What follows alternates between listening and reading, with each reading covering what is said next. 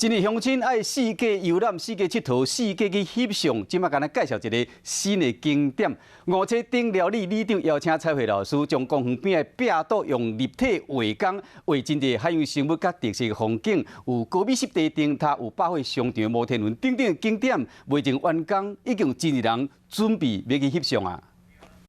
民众伫彩绘壁头前翕相，刷落来掠毛虾，搁翕一张。壁顶除了有大船和海洋生物，搁有五车有名的出场所、清水、高美灯塔等等的景点。大人小孩都喜欢啦，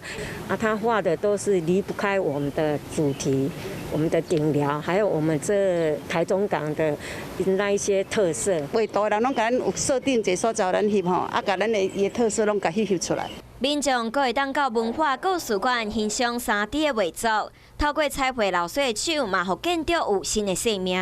57跟台中港的在地文化跟元素来做一个画面呈现，让大家看到会觉得一个和乐跟欢乐的一个气氛。欢迎大家来到丁寮里了解在地。